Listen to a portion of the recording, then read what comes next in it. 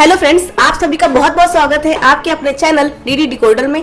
जैसे कि आप सब जानते हैं कि पिछली वीडियो में हमने इतिहास के प्रश्नों को डिस्कस किया था, उनके कुछ महत्वपूर्ण क्वेश्चंस को जाना था, उनके आंसर्स को जाना था।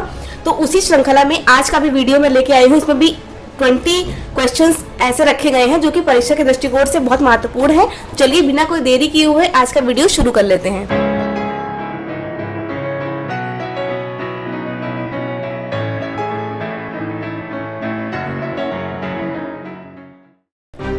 आज का हमारा पहला क्वेश्चन होगा, नालंदा विश्वविद्यालय की स्थापना किसने की थी।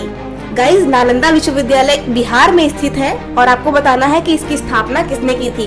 आपके ऑप्शंस हैं चंद्रगुप्त विक्रमादित्य यानी कि चंद्रगुप्त द्वितीय, या फिर कुमारगुप्त ने, या फिर धर्मपाल ने, और आपका लास्ट ऑप्शन है पुष्यगुप्त ने।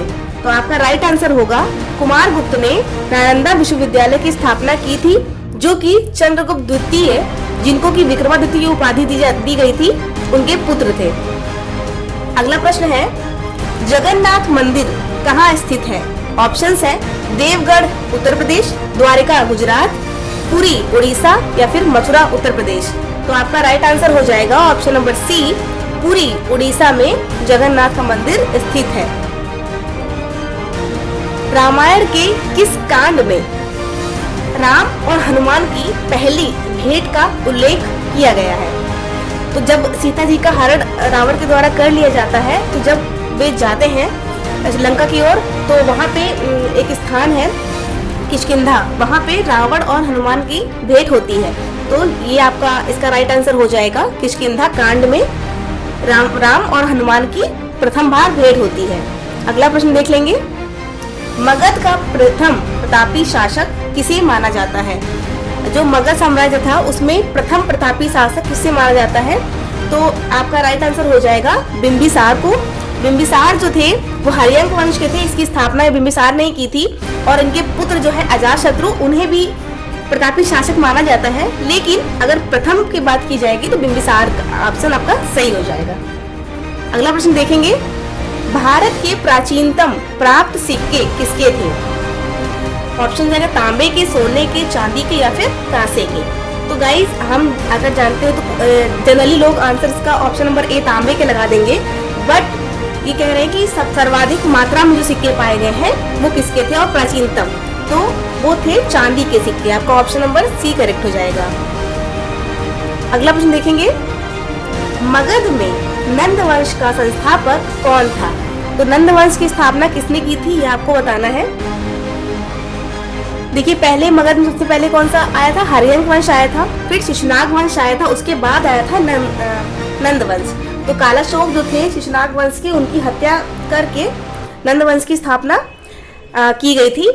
तो आपका राइट आंसर हो जाएगा महापद्मनंद। बल्कि कुछ पुस्तक में कहा जाता है कि महानंदिन ने की थी, बट अगर वास्तविक रूप में देखा जाए तो महापद्मनंद को ही इसका संस्थापक माना जाता है।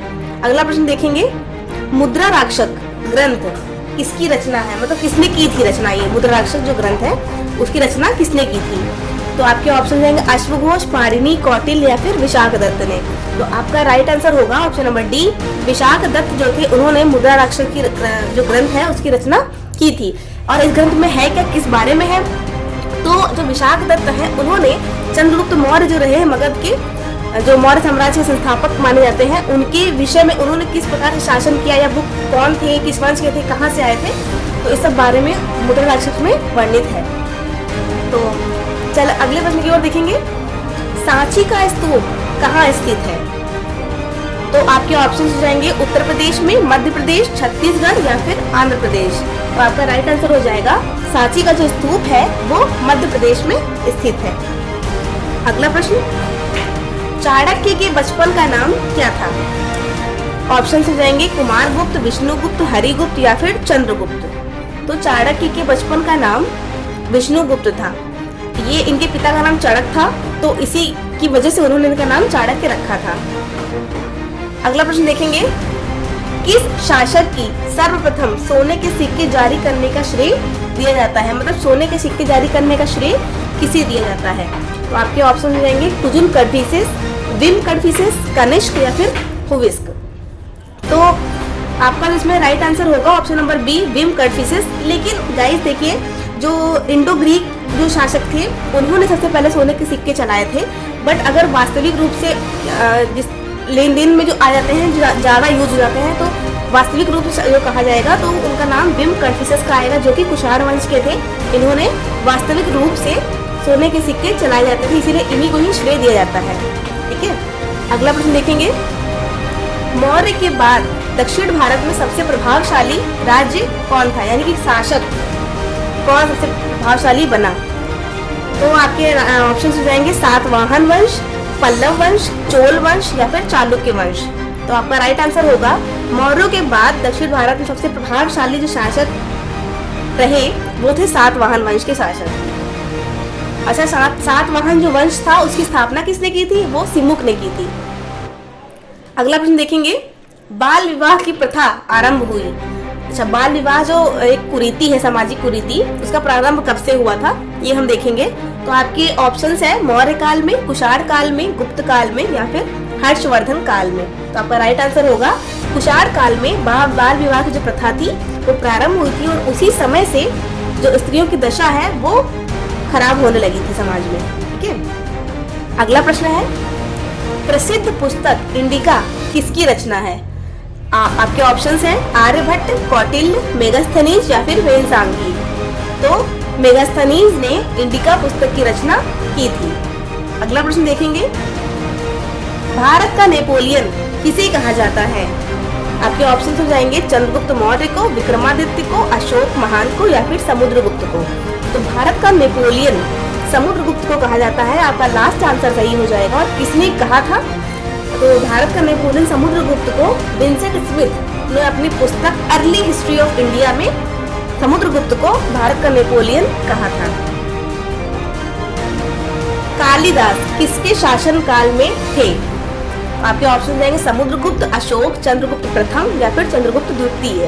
तो आपका राइट आंसर होगा लास्ट ऑप्शन आपका जो है चंद्रगुप्त द्वितीय के शासन काल में उनके दरबार में कालिदास थे। देखिए, कहा जाता है कि चंद्रगुप्त द्वितीय जो है उन्हें विक्रमादित्य की उपाधि मिली थी, और उन्हीं के दरबार में 9 रत्न लोग थे।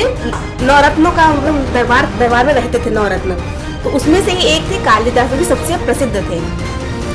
तो इससे हमारा आंसर आपको क्लियर हो जाएगा, चंद्रगुप्त द्वितीय के शासनकाल में कालिदास थे।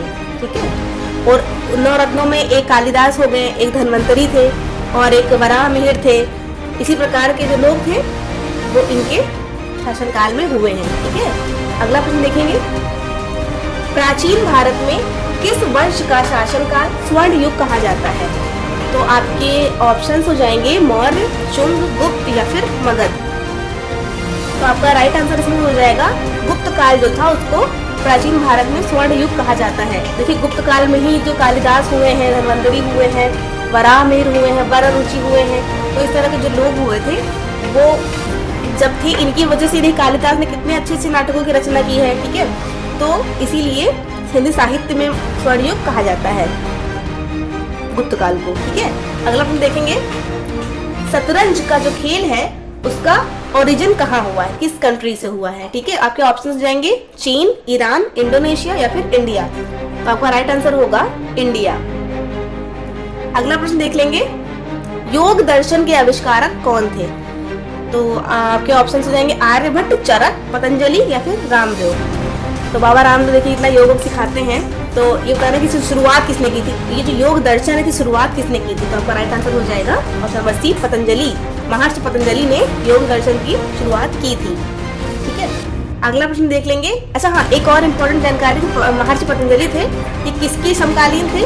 अगर ये ऐसा प्रश्न आता है तो ये हो जाएगा पुष्यमित्र शुंग जो थे, शुंग वंश में जो स्थापना की थी शुंग वंश की, उन्होंने उनके मित्र कहे जाते हैं महर्षि पतंजलि। ठीक है, तो ये उसी शासनकाल में थे। तो अगला प्रश्न देख लेंगे। हर्षचरित नामक पुस्तक किसने लिखी? आपके ऑप्शन हो जाएंगे आर्यभट्ट, विष्णुगुप्त, बाणभट्ट या फिर परिमल गुप्त। तो आपका राइट आंसर हो जाएगा हर्षचरित नामक जो पुस्तक थी वो बाणभट्ट ने लिखी है। ओके, लास्ट प्रश्न देख लेंगे आज का। कुंभ मेला कहाँ लगता है? तो इसके लिए तो कोई एक जगह तो फिक्स है नहीं कहाँ लगता है, ये 4 जगहों पे लगता है भारत में। तो ये निम्न 4 स्थानों पर कुंभ मेला का आयोजन 12 वर्ष के अंतराल पर किया जाता है। वो कौन कौन से स्थान है? नासिक, प्रयागराज, हरिद्वार और उज्जैन, इन 4 स्थानों पर कुंभ मेले का आयोजन प्रत्येक 12 वर्ष के अंतराल पर किया जाता है। So guys that's it for today's video. I hope आज की वीडियो के क्वेश्चंस आपके लिए बेनिफिशियल रहे होंगे। अगर आपको ये वीडियो पसंद आया है तो do not forget to like, share and subscribe और बेल आइकन को जरूर दबा लीजिए, जिससे कि मैं जितने भी वीडियोस डालती हूँ सारे वीडियोस आपके लिए इन्फॉर्मेटिव होते हैं, तो आपको उनका नोटिफिकेशन सबसे पहले पहुंच जाएगा। तो मिलते हैं अगली वीडियो में। Till then take care, bye bye, thank you so much for watching.